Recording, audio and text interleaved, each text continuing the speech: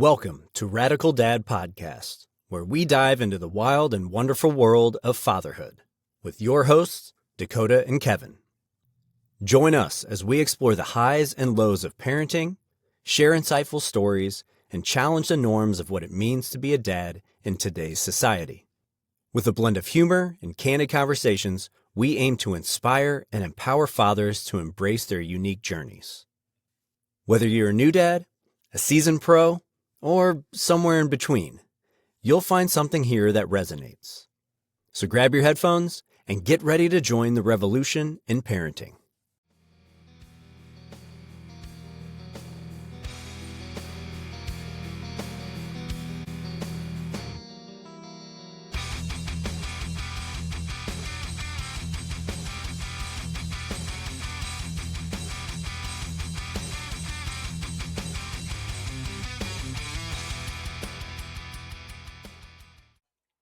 Hello, everyone, and welcome to the Radical Dad Podcast. I am your host, Dakota. Joining me, the other co-host for this show, Kev. What's going on, boss? Oh, just another day of paradise, my boy. I know. So I think we set the table pretty well in episode 1. We kind of touched on a few things. We gave a couple sneak peeks as to what we're going to talk about, in future episodes and kind of going forward in this podcast. But I think the first thing that we kind of touched on the most, and maybe a lot of people will kind of dive into this episode because we gave some sneak peeks, is kind of our IVF journey, or just our journey to parenthood. And so I think the first kind of thing I wanted to touch on the most is kind of like, what was your first initial thought of kind of just joining in the journey of becoming a dad, and kind of what that looked like? So you made a nice little joke. Obviously it's a joke now, but you were like, man, when the old lady came to me and was like, we're going to be doing IVF, you were like, I don't know what this is all about. So like, kind of what was your like first initial thoughts, and like, kind of going down that road? What were you feeling? Um, for me, it was just kind of understanding of what it was. The kind of learn the ins and outs of it, and furthermore, kind of asked the lady, so what does this mean? And for her to go into depth of why we were having to do it, I was like, okay, all right, understood. And then you just kind of go to the drawing board and start thinking, okay, all right, well, let's do research. Let's figure out, facilities. You just start doing your own research. Start doing your own homework, and to grasp the journey that you're about to, partake of. So, for me, it was just understanding. So when you first kind of like heard IVF, like, did you actually know what it was, or were you like, nah, No. I really don't know? Yeah, never, never, because my family, they've never, no one's in my family dealt with IVF, and once we got together, no one in her family has ever done IVF, so it's like it was brand new to me. It was a whole new world. That's fair. Yeah, because I think when you hear IVF, and we're gonna dive in this in probably the next 20 minutes of this episode, but when you hear the word IVF, a lot of the people think, it has to do with the female, right? And IVF too is, and that's cool that we got to learn, two sides of the story. Is IVF doesn't just mean female or male. It can be a mixture of both things. It could be a mixture of none of those things. It could be just strictly science in general. It could be by how the body works. It could be how the body's not functioning or not working. And so that's something that I try to engross myself in when I heard the word IVF is, one, what does it stand for? And two, what is it going to mean? And those are the two things that I think I tried to focus on early and often. My wife is just, she's super knowledgeable. She's very smart, a lot smarter than I probably will ever be. So I kind of like immediately pivoted to her, because I was like, hey, can you just explain this to me in the easiest way I can be capable of understanding. I'm still working on it. So I'll use this podcast as like an open forum to get, smarter, but just finding out about what's going on, who's doing what, who's in charge of what. And I think the thing that you mentioned the most, or early when what you said was facilities, right? Like Yep. understanding who you're going to be going to, who's going to be doing what. That's such an important part of the process. And obviously, we're not going to divulge, a lot of information about who we went to and who we Yep. saw and Yep. whatnot. Yep. That's private information, but it's super important in the process. You want to be able to feel comfortable, especially because this is such an unknown. Yep. Exactly. And so, with that being said, you start diving into it and trying to figure out, the facilities and trying to figure out what is it that you need to get done, and the time frame of everything. So yeah, that's very important keys to that whole thing. And furthermore, understanding you know what she needed, as far as like her body. hmm I mean, I think that brings up a good question too. Is I had some fears, but I'm curious, kind of like what your fears are. Did you have any fears going into it once you heard like, hey, like this isn't going to happen as naturally as we want it to be? Did you have any fears kind of going into it, knowing like what road you're about to walk down? I would say probably to like to a degree, because you're starting to go one direction, but life is taking you in a whole nother direction. And so when you start thinking about it and you start doing it, it's just like, all right, well, you know, I can't I can't show that I'm scared or afraid, what I'm saying? Because we both want this. We both want a family, hmm hmm so I need to do what I need to do on my end to make sure that we can get to the finish line. So hmm whatever it is that I need to do, well, guess what? I'm gonna go do it. And so, she would give me some knowledge on what I need to do. Better yet, let me just say this: uh, schedule things. I'm not the best at scheduling things, but you know, so that was definitely a learning curve for me. But going with it with a full heart, and looking at it ahead of time of thinking this is what we want. So Yeah, I that's just think how I feel. my biggest fear kind of going into the whole thing, and like I don't want to. If anybody is kind of going down this road or early on in the IVF road, we're not trying to say some of these to scare any of you.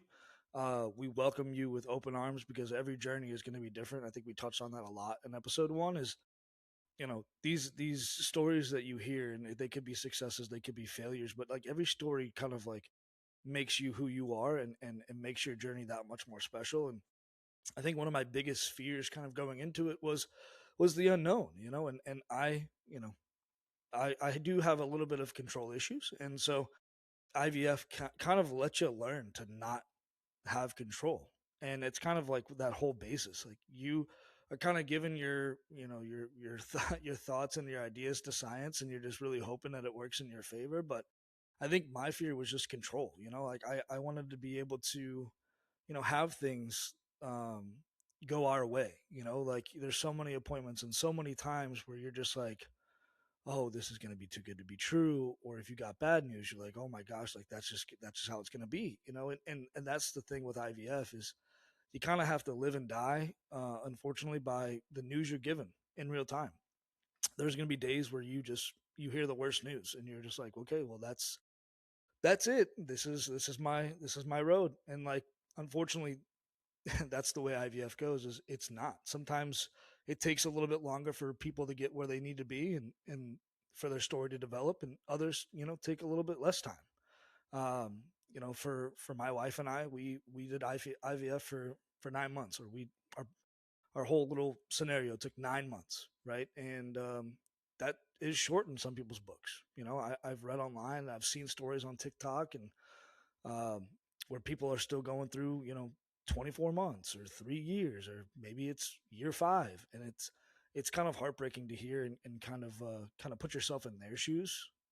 I wasn't in their shoes. So that was a long-winded answer to my fear, but my fear was just control. Like I wanted to know where I needed to be, how I needed to be there. Could I do something different to change a certain test, or could I do something to improve a statistic? So I think that was my biggest fear coming into it, and kind of coming out of it now that we're to be expecting. Um, I'd still control, because you're like, well, now it worked. So now I've got like 8.5 months to prepare for all the things that I won't be able to control. Bathroom Right. breaks, diaper changes, sicknesses. I'm like, well, geez, that was out of control. Now my life's going to be out of control. That may be true. I love the fact that you touch bases on, everyone has their own journey, Mm-hmm. and with that being said, for me and my lady, we got lucky. Not, I don't want to say lucky. Um, we were blessed by God on the first try, to have baby girl. But but everything after that, you just learn to kind of be in a moment, and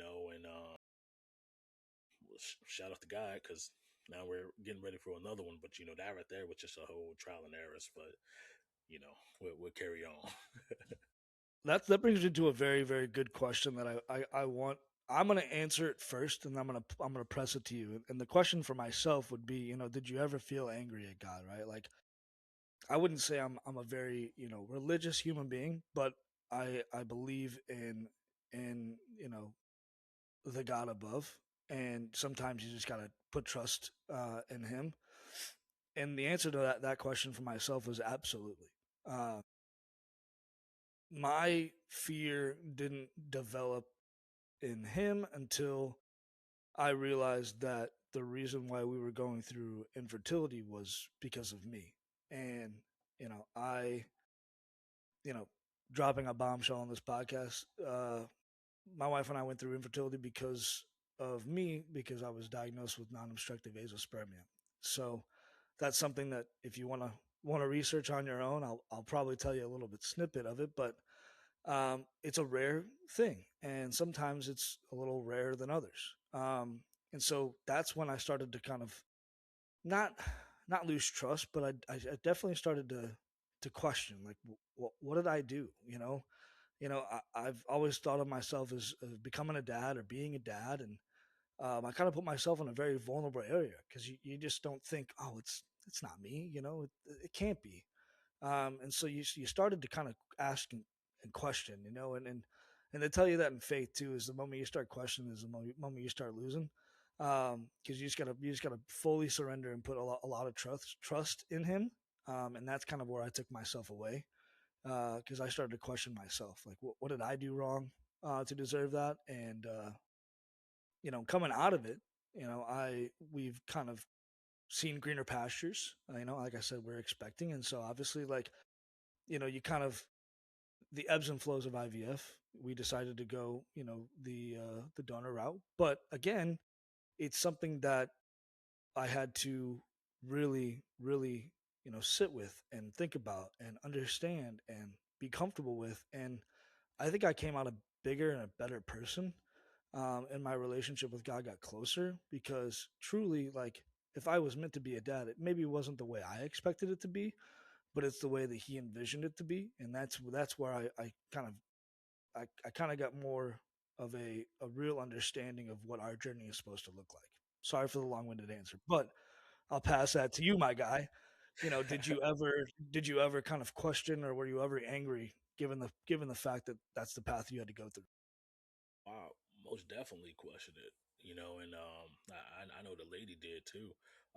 For our journey, she just happened to have like a blockage, and so just trying to figure out the whole scope of it, of doing, her having like surgery, trying to clear it, okay, well, let's try this again, and there was times, I mean, we were like knee deep in, you know, like six, probably like probably double back. I'll probably say more like probably about the second transfer that we did. I was all like, okay, all right. I mean, look, I like God, like, what is it? You start to question them, but like at this action time, it's like, what? Have to double back and just think, what, God does things for a reason. It's Mm-hmm. on God's timing. You got to keep that faith. Maybe there was a reason that the second one didn't work, or as we kept going through the journey, maybe there's a reason all those other ones didn't work. But we were blessed enough to have you know our daughter on the first try. So that was definitely nice to where I questioned it, and I know she did, but I just telling her, look, baby, it's on God's timing. Kind of going through, that, and I like that you touched on timing, and for some reason that's something that I'm very fascinated by is time. I like to be on time. Now I will say that I have been late a fair share of times, especially to Kevin's house.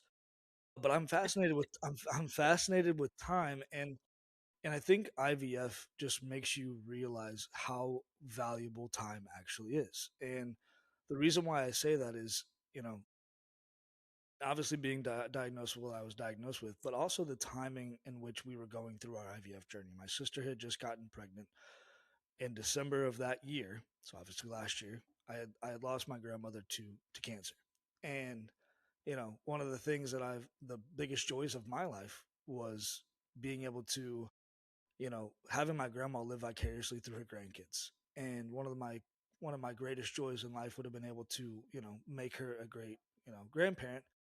Um, and obviously before that she was, but being able to tell her, hey, like you're going to be a great grandma to X, Y, and Z, and not being able to have that opportunity to do that, makes me, cherish a little bit more of our journey. Like you're not here forever, and it's what you do in this time is what you're going to be remembered by for sure. It's the people that you talk to, it's the friendships that you create, it's the family and the culture that you bring together. And that's something that I've really tried to think deeply about. And that's why, going the decision of the donor route is like, sure, it may not be biologically mine, but you're damn sure it's going to be mine just by how I'm going to be able to walk through life with them, show them everything that I can. And then when I leave this planet, whenever that time is, emphasis on time, then I Right. know that I've left my mark. And so, like, that's something that I've gotten to sit with a little bit more, is kind of understanding, time. God's timing is everything. Me and you, we worked at the same place. We met for all the right reasons, and Yes, that's sir. why I believe time is just chef's kiss. Right. I definitely agree. I definitely agree. You just have to when you're going through the motions of life, and definitely being a father now. I value the time that I have with my baby girl. So it's like it doesn't matter what she wants to do. Hey, Dada, let's play with my dolls. Like, so sure enough, we gonna do that. You know what I'm saying? Because I take her down to see my mom. It's crazy and it fascinates me how she remembered things that's happened over time. Do you remember this? I'm like, you remember that? And yeah. I was like, good God, your mind. Yeah, I think that's important, right? Like time is everything. It kind of encapsulates when we're here and how we're here and how do we get here essentially. And being able to kind of see you fully engross in your baby girl is something that I also love to watch, right? Because being a dad to be, like, you're just like, you're kind of watching other people. I'm not saying that you're watching other people parent. I'm gonna Right. take a step back, right?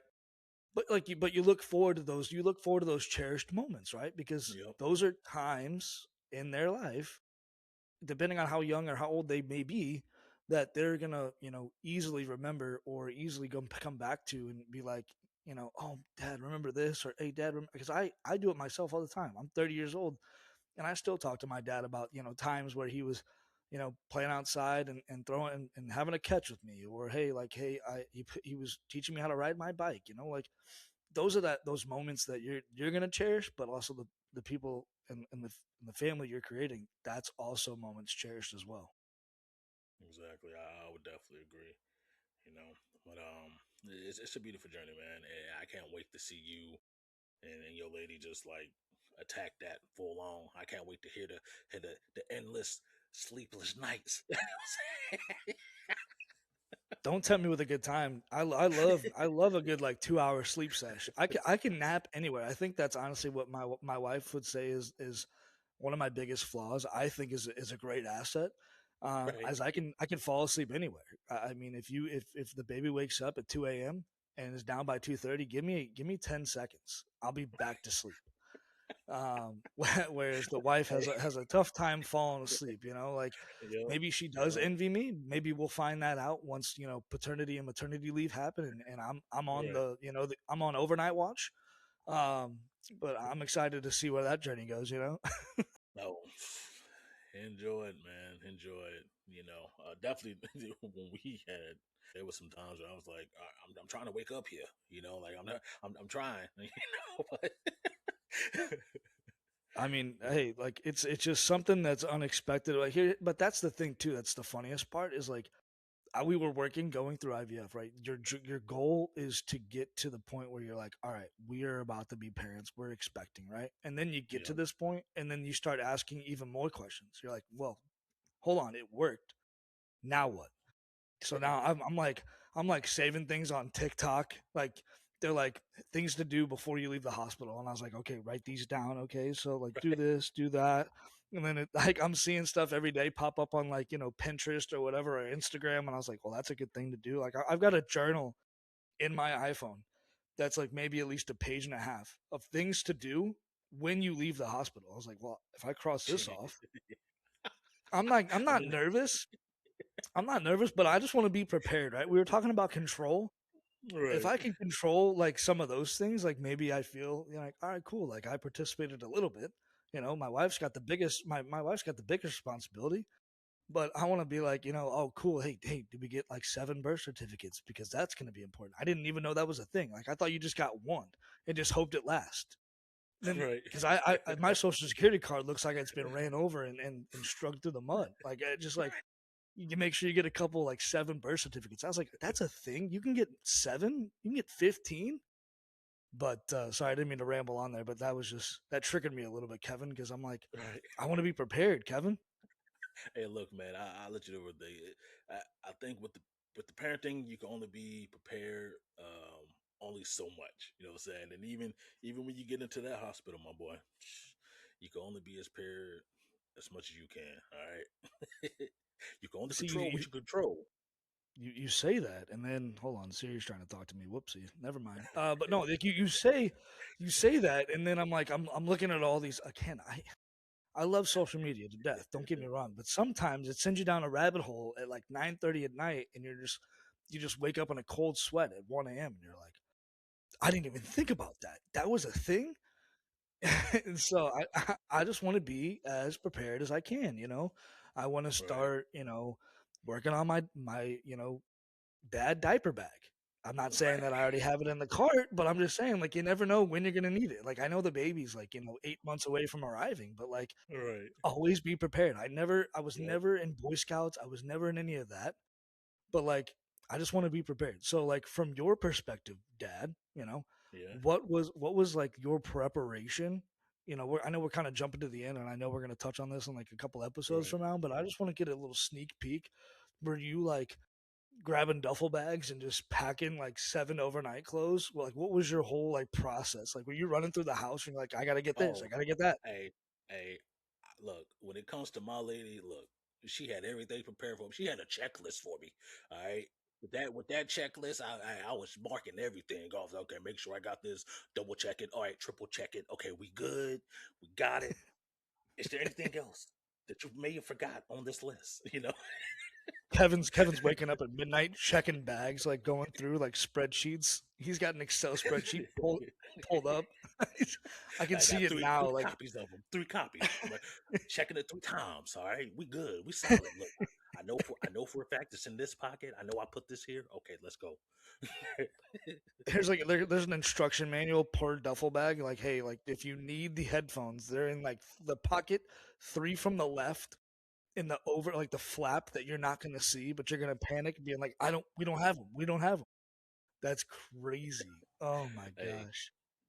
dude, we're just gonna have to take that L. We don't need the headphones. They're just a sign from God. You didn't need them.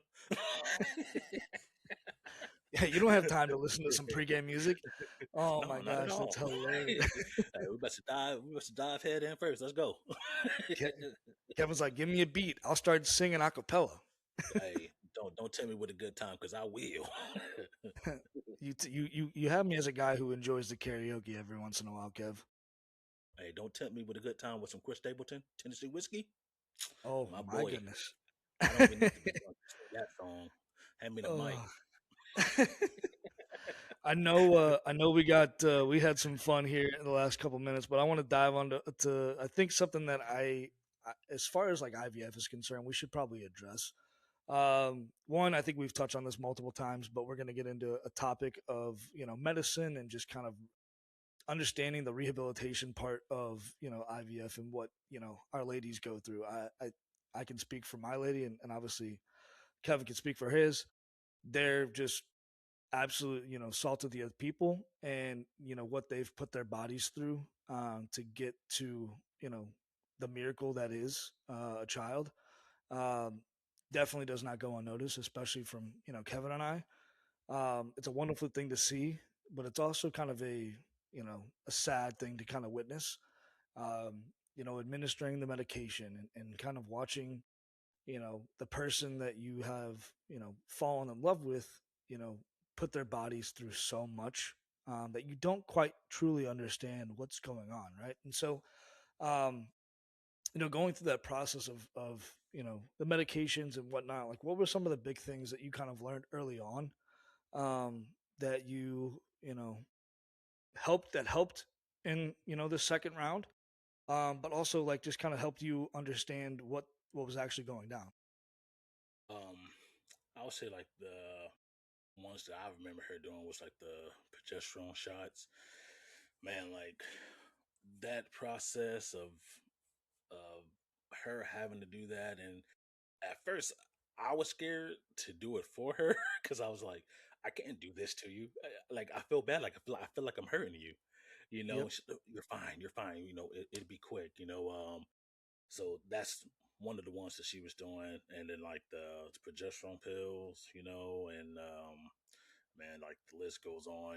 The baby aspirin, and it was just watching her having to do that whole process was like to to me it was like this is really happening because we want to have a family and these are the steps that we have to do. So Hmm. like man, it's mad crazy the amount of medicine that women have to take in order to even have a family, man. Hmm. Yeah, I think yeah, but the progesterone, at least Brennan, my wife, was taking progesterone and oil, and we needed to take it up to 12 weeks in in pregnancy. And so right now in our journey, that's been the biggest thing is the constant needles. And I think you think about it early and often, at least I have, is I don't really like needles. I'm okay with them. Obviously, I've got a plethora of tattoos. Clearly, I'm not that afraid. But just giving somebody that you love and respect so much medication through a needle just kind of really brings you down to earth. We talked a lot about it in episode 1 of just how humbling IVF can be. Um, it doesn't matter how tough you are. It doesn't matter how thick of a skin you may have. It really brings you back to reality, what you're actually going through, and what the person is that you have loved and respected and have trusted with literally a human life, what they're putting their bodies through just to get to the finish line. And that's something that I 1000% respect and love out of my wife, and obviously I'm sure you do for yours. Just the Tenfold. amount of needles that I've seen in my house, the amount of medication, the amount of pills, the amount of injections, you name it. We did an egg retrieval, and so you had to take this trigger shot. It's like a very timed shot, and so that just that immediately put my wife down for the count. She was tired, she was achy, she was in those moments you're just like, what can I do? I wish I could take all of this pain away. I wish I could take anything I can, and you just got to sit there and just be okay with it. Like, and sometimes they're uncomfortable. Sometimes they don't necessarily voice what it is that's bothering them. You just kind of have to be like, I'm sorry. I don't know how many times I've apologized. It's not even my fault. It's like I wish I could help you. I wish I could take some of this pain. I would gladly take Right. whatever you're going through and do it myself. But like I just don't know how. to make you feel any better. And sometimes the answer is food. Sometimes the answer is a good Yep. movie or a Netflix show. And Exactly. sometimes it's just quality time, man. Like, and that's Yep. why I think we touched on time. I think that's why it's so important through this process is just just trying to get and soak up as many moments as you can. Uh, but I didn't know, that's why I asked you that question because I was curious, kind of like what you felt, going through, administering medications because Right. number one nurse right here, we have to be nurse number one and two and three. There is no off times for us when administering drugs. Right. Ain't trying to get fired, you know. But no, definitely, we got into the habit of like she would have an alarm clock go off. All right, well, I got this Hmm. time. I got to go do this. All right, well, let's go. Let's hop to it. Yeah, my hands could tend to be a little shaky. You know what I'm saying? So sometimes she was like, "All right, baby, sit this one out. I got it." you know. But yes, ma'am. Yes, ma'am. You ain't got to tell me twice. But is there anything else you need? I could go for a blizzard. Say less. I got you. Damn right. Yeah. So given the drugs to my wife, she developed this trust early and often, right? And that's something that I really appreciate. And then she became to not trust me because I would kind of give her a little, pat on the back or a little, slap on the butt, hey, good game, I'm proud of you. I love you. Right. I would always, hey, I'm proud of you and I love you. Or, hey, are you okay? Or something along those that nature, but also kind of give her a little, encouragement, hey, good game, You just ain't right, DK. You just ain't right. I just felt like, what else am I supposed to Hey, say in that moment, hey, time and place. Time and place, my boy. I saw an opportunity to, hey, good job, and Hey, you I've learned since then, Kevin. I've learned, administering drugs is not always an opportunity to kind of give her a good game. It's more of a, right. hey, how are you doing? Anything I can do to help? Would you like an ice pack? Yeah, look, ice We're pack, band-aid. Let me rub the spot that I just gave you the shot in, just to make sure nothing leaks. Come on now. Look. I'm at this point, I'm a vet and you're a rookie, all right? that's okay. The rookie has to learn from the vet. The rookie has to take notes, right? Like when for the NFL, the rookie buys the dinner and it's like fifty Right. thousand dollars. Year two, they I'm a all know, hey, we're buying the most expensive meal. We're putting all the bottles of prosecco on that tab. I've got to right, learn, right. Now coming into like week number 8, I've learned that it's not always okay to kind of give a good nice pat on the back. We're Exactly. Hey, learning. It exactly. happens. We taking baby steps, my boy. Baby steps. All right. You just learn. You just learn and adapt. All right. Now we just know, ain't no good game slaps. All right. Oh, for sure. I mean, and come on, man. Like I probably wouldn't want the same thing if I was getting an injection where she was getting an injection. I probably wouldn't want somebody, giving me a nice little high five or a pat on the back. I Right. think I probably just want to be left alone. Yeah. Cause I'm just my gonna lady, cover up. I'm going to bed. No. No, like we both realized like I don't like needles, and she's like, to be honest, we probably wouldn't be here if because you don't like needles for real. I'm like, you know what? I would have sucked it up and just been like, all right, let's go. You know what I'm saying? I just would just need you to give me the shots because I ain't gonna be able to do it to myself. You know? Right. Yeah. That's the important part is like, all right, you're cool with it? I like how you mentioned that before when your wife was like, "No, it's fine. It'll be fine. Like just keep it going." Like she's got to pump you up. She's got to give you the confidence. Well, she's the one taking the injection, right? Everything's Yeah, going to be fine. because Don't worry about it. well, but I'm worried because I'm just worried about hurting you. I'm just trying to make sure I don't hurt you. And Yeah. there's been times where I give her shots and blood shoots out, and I'm like, oh Lord, hold on, wait a minute, are you Mhm. okay?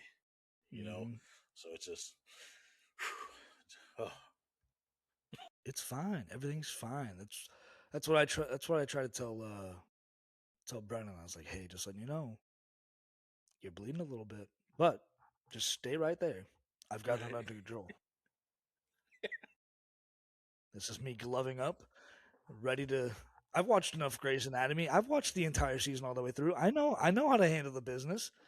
Um, But yeah, it Mm-hmm. just No, yeah, it's a crazy thing to witness. I think it makes you realize how precious um, time is, and how valuable the woman's body actually is. I mean, I know it's valuable, but like IVF just makes you really think about some things.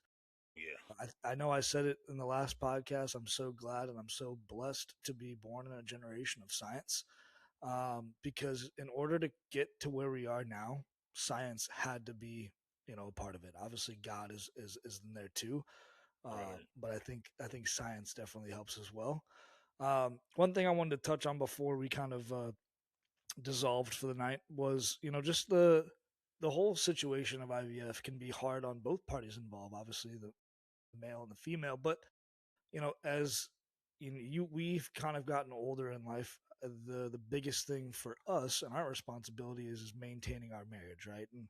And being able to keep the faith, keep the trust, and just basically kind of build on that. And IVF kind of throws you a huge wrench. What was some of the big things that you and the old lady kind of discussed throughout the process that either strengthened the marriage or just kind of made you think a little bit differently, in that process? And you don't have to go crazy. I just didn't know if there was anything that really popped up to you. Um, for us, it was communication. You know, I'm a big talker, and you know that. But there's times that I could tend to like shut down. And sometimes don't want to like divulge in like a knee deep conversation. But having to pick up my slack on my communication. Because without that, you got nothing.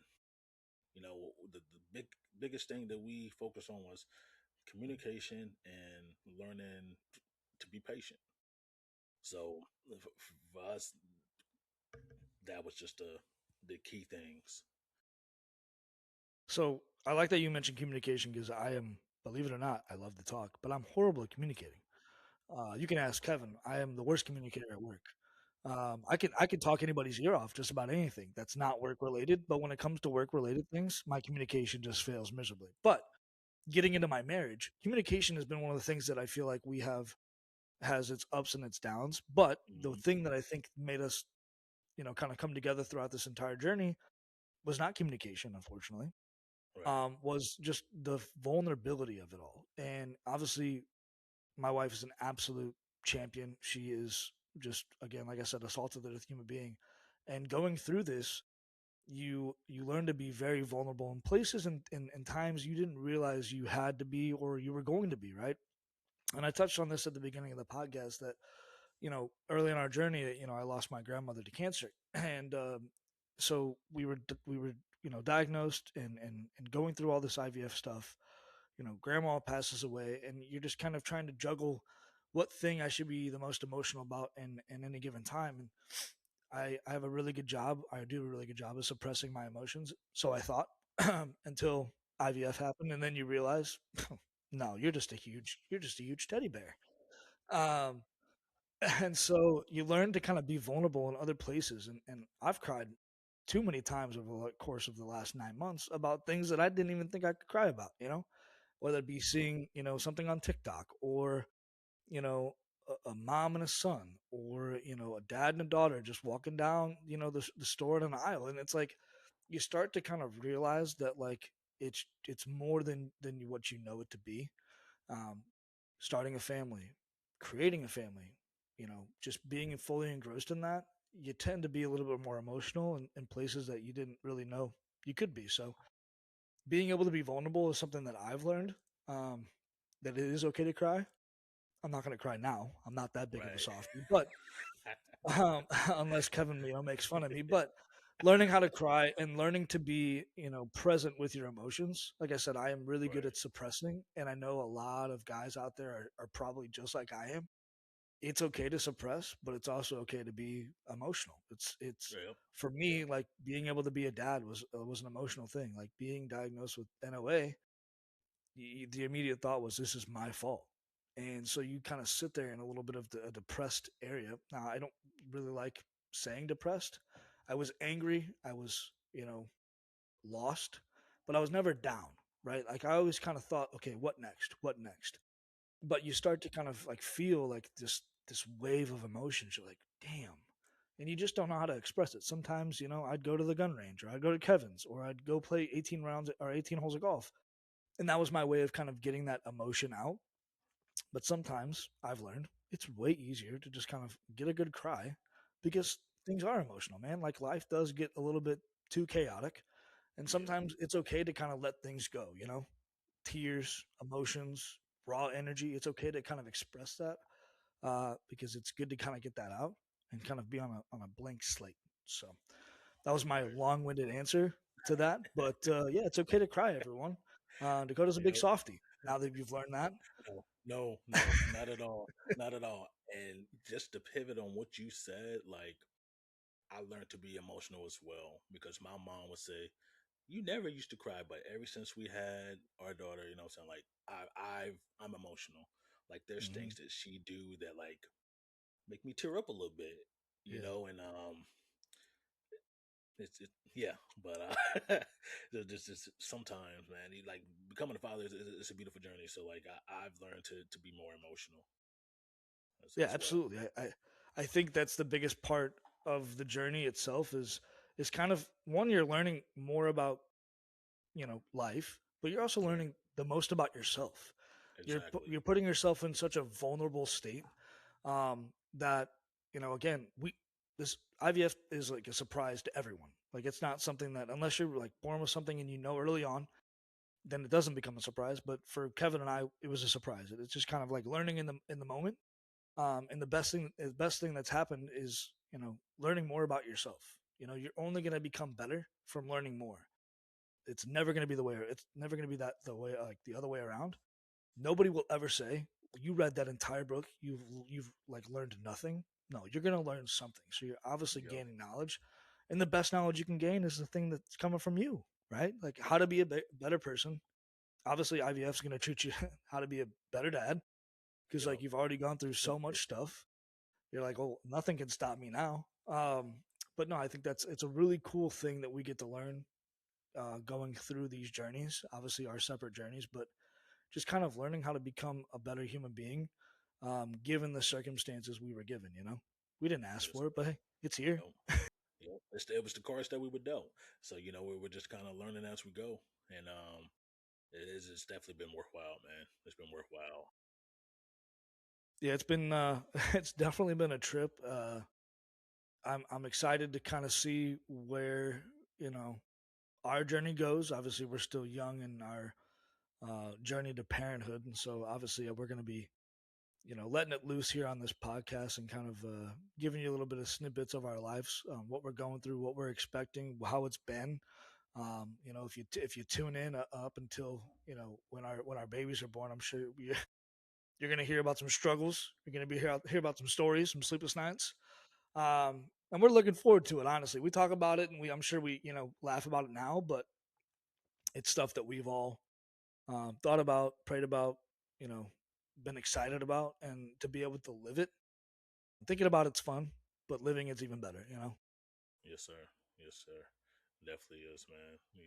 What they say? Laugh now, cry later. You know, there's gonna be some crying later. You know. Definitely be exactly. Definitely going to be some cries later for sure. In a good way, of course. For sure. Kev, Yes, what an sir. absolute banger of an episode. Episode 2, we hit a lot of things on the head. We touched on a lot of our IVF stories. We kind of, dove into, the medications, and just kind of being there for our spouses and whatnot. So I really like what we dove into on episode 2. If you liked what you heard, be sure to follow along. You can follow us on Instagram. We have a Facebook. We're on X. We're also on TikTok. If you want to see all these reels, we don't really post too much of the video, but if you want to see our beautiful faces, I would head over to our TikTok page. Um, we're on Apple, Spotify, and Amazon Music, so you can listen to us and tune in on every Friday. We drop a new episode every single Friday. So if you like hearing our voice and you like hearing Kev's good jokes, I highly recommend following along. The video version is going to be live sometime around Friday to Saturday. Give me a break. I have a full time job and I need to edit a lot of things. So we are on YouTube. The video version will be live, so you can see our bright smiley faces. But like I said before in episode 1, if you want us to touch on a topic or talk about something that you maybe think would be, an added value to the podcast, hit us on an email, hit us on a direct message, Facebook, Instagram, TikTok. It doesn't matter. We're looking at them all. We want this to be an open platform. We want people to kind of talk about what they're going through, some things that we might not be and might be an added value to the podcast.